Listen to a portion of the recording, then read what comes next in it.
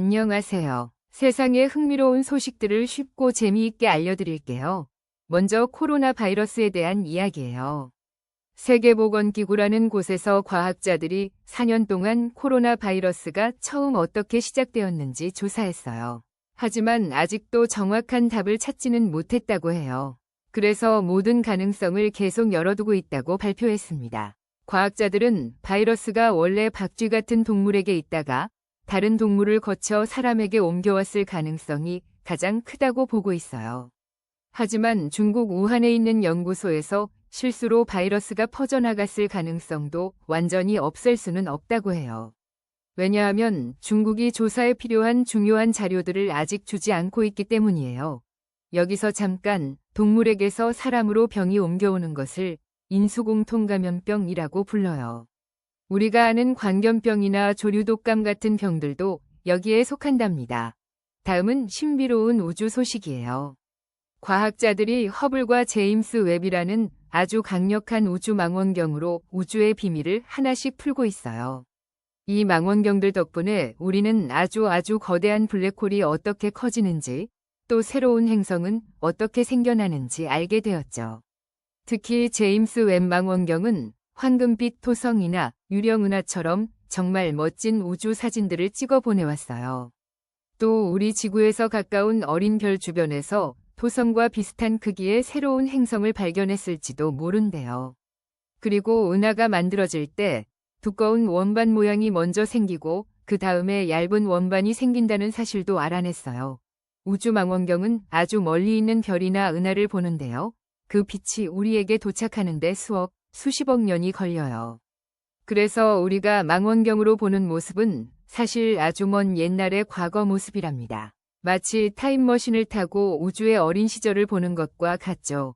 이번엔 우주로 떠나는 사람들 이야기예요. 패기 윌슨이라는 여성 우주비행사가 국제우주정거장으로 또 한 번 떠났어요. 이분은 여성이 우주에서 가장 오랜 시간 머문 기록을 가지고 있답니다. 이번이 벌써 5번째 우주정거장 방문이라고 하니 정말 대단하죠. 이번 임무에는 폴란드와 헝가리에서 온 우주비행사들도 함께 하는데요. 한 명은 스카이다이빙을 즐기고 다른 한 명은 등산을 좋아하는 사람들이라고 해요. 지금 우리가 쓰는 국제우주정거장은 2030년쯤이면 새로운 엑시엄 우주정거장으로 바뀔 계획이에요. 미래에는 달에 가는 것이 인공위성을 쏘아 올리는 것처럼 아주 평범한 일이 될 거라고 전문가들은 기대하고 있답니다. 재미있는 연구 결과도 하나 있어요.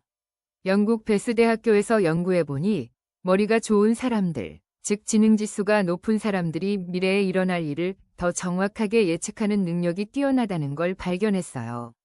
이런 예측 능력 덕분에 더 좋은 결정을 내리고 살면서 큰 실수를 할 확률도 줄어든다고 해요. 단순히 운이 좋거나 위험을 즐기는 게 아니라 상황을 현실적으로 잘 파악하는 능력이 지능과 관련이 있다는 뜻이죠. 그런데 지능지수가 지능의 전부는 아니에요. 다른 사람의 마음을 잘 이해하는 감성 지능이나 운동을 잘하는 신체 지능, 음악적 재능처럼 세상에는 아주 다양한 종류의 지능이 있답니다. 영국의 과학자들이 아주 놀라운 프로젝트를 시작했어요. 바로 인공적으로 사람의 DNA를 처음부터 끝까지 만들어내는 기술을 개발하는 거예요. 이 프로젝트에는 약 160억 원의 돈이 들어가고 5년 동안 진행될 예정이라고 해요. 성공한다면 앞으로 의학 분야에 아주 큰 변화를 가져올 수 있겠죠. DNA는 우리 몸의 모든 정보를 담고 있는 설계도나 설명서라고 생각하면 쉬워요.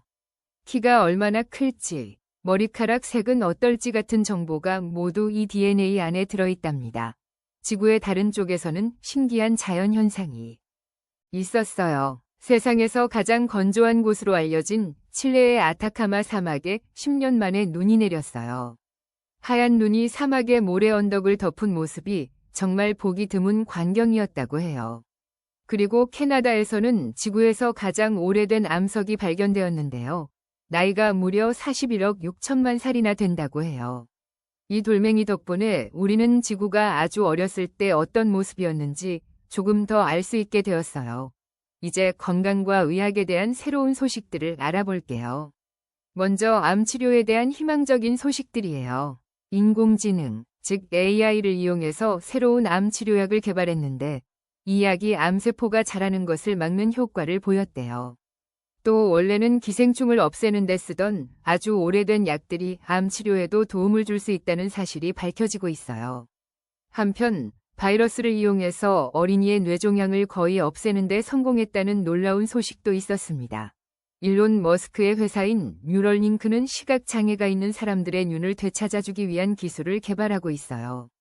블라인드 사이트라는 이름의 이 기술은 뇌에 작은 칩을 심어서 보이지 않는 사람도 세상을 볼 수 있게 해주는 거예요. 원숭이를 대상으로 한 실험에서는 이미 성공을 거뒀고 앞으로 1년 안에 사람을 대상으로 한 실험도 시작할 계획이라고 해요. 미래에는 이 기술이 더 발전해서 보통 사람의 눈으로는 볼 수 없는 빛까지도 볼 수 있게 될지 모른다고 하네요. 중국에서는 과학자들이 아주 특별한 생쥐를 탄생시켰어요. 바로 아빠 생쥐 2마리의 유전 물질만으로 건강한 아기 생쥐를 태어나게 한 거예요. 보통 포유동물은 아기를 낳으려면 아빠의 정자와 엄마의 난자가 모두 필요한데요. 과학자들은 특별한 기술로 정자 2개만으로도 아기를 만들 수 있다는 것을 보여주었어요.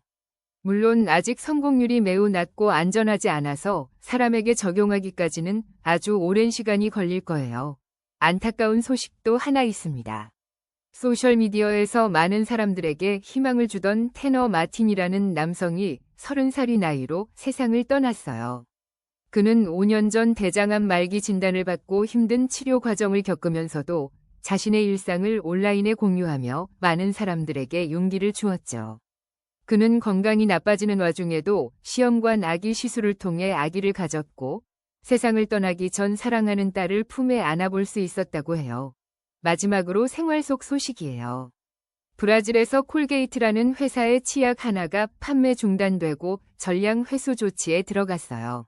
많은 소비자들이 이 치약을 사용한 후 불편함을 느꼈다고 신고했기 때문이에요. 회사는 제품에 문제가 없다고 말하면서도 소비자들을 위해 이런 결정을 내렸다고 밝혔습니다. 오늘의 소식은 여기까지입니다.